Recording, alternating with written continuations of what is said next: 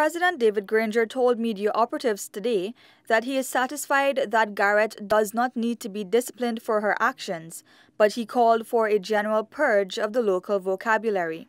The matter is closed now. Ms. Garrett has spoken, and an investigation was done, and we are satisfied that there was no malice, and we've moved on from that. He argued that the use of these slurs is common in Guyana and that one must not separate language from context. I think we have to put things in context, and I'm satisfied that with the work Ms. Garrett has been doing.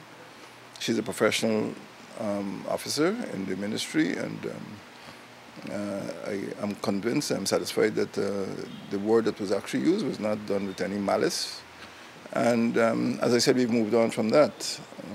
I am very confident in working with her, and I believe that many people are aware of the language we speak in Guyana, and you mustn't try to separate it from the context within which it was used.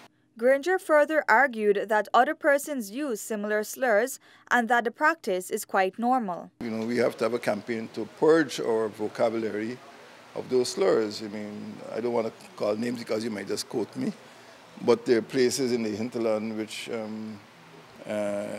are named after indigenous people, and not necessarily in a very pretty light. And I think we need to have a greater effort to remove those words completely from our day-to-day vocabulary. Martin Carter wrote a very famous poem, but you know, I've never heard anybody complain about the title of that poem.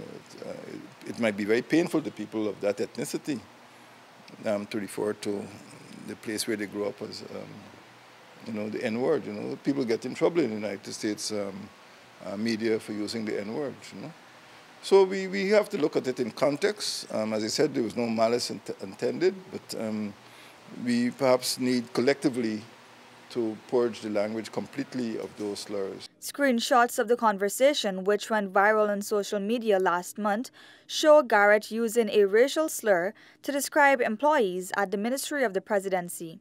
Davina Samaru, Newsroom.